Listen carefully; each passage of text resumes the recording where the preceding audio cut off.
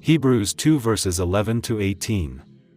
For both he who sanctifies and those who are being sanctified are all of one, for which reason he is not ashamed to call them brethren, saying, I will declare your name to my brethren, in the midst of the assembly I will sing praise to you. And again, I will put my trust in him. And again, here am I and the children whom God has given me. Inasmuch then as the children have partaken of flesh and blood, he himself likewise shared in the same, that through death he might destroy him who had the power of death, that is, the devil, and release those who through fear of death were all their lifetime subject to bondage. For indeed he does not give aid to angels, but he does give aid to the seed of Abraham. Therefore, in all things he had to be made like his brethren, that he might be a merciful and faithful high priest in things pertaining to God, to make propitiation for the sins of the people. For in that he himself has suffered, being tempted, he is able to aid those who are tempted. John 5 verses 1 to 4. After this there was a feast of the Jews, and Jesus went up to Jerusalem. Now there is in Jerusalem by the sheep gate a pool, which is called in Hebrew, Bethesda, having 5 porches. In these lay a great multitude of sick people, blind, lame, paralyzed, waiting for the moving of the water. For an angel went down at a certain time into the pool and stirred up the water, then whoever stepped in first, after the stirring of the water, was made well of whatever disease he had. 1 Corinthians 11 verses 8 to 22. For man is not from woman, but woman from man.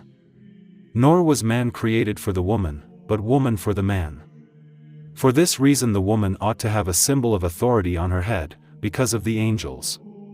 Nevertheless, neither is man independent of woman, nor woman independent of man, in the Lord. For as woman came from man, even so man also comes through woman, but all things are from God. Judge among yourselves. Is it proper for a woman to pray to God with her head uncovered?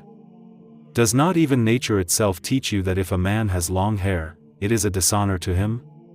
But if a woman has long hair, it is a glory to her, for her hair is given to her for a covering. But if anyone seems to be contentious, we have no such custom, nor do the churches of God.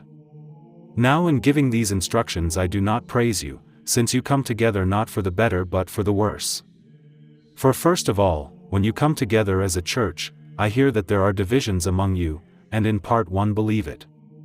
For there must also be factions among you, that those who are approved may be recognized among you. Therefore when you come together in one place, it is not to eat the Lord's Supper. For in eating, each one takes his own supper ahead of others, and one is hungry and another is drunk. What? Do you not have houses to eat and drink in? Or do you despise the church of God and shame those who have nothing?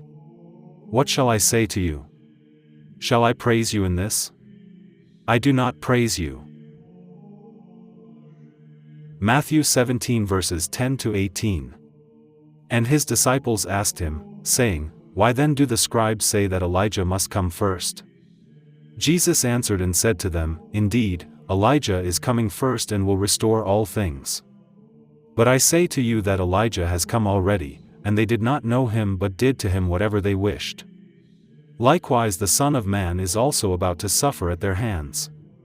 Then the disciples understood that he spoke to them of John the Baptist.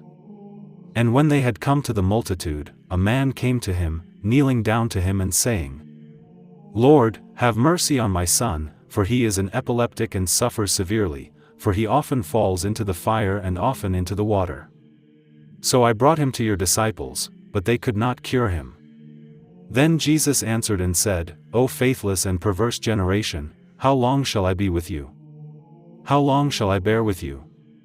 Bring him here to me. And Jesus rebuked the demon, and it came out of him, and the child was cured from that very hour.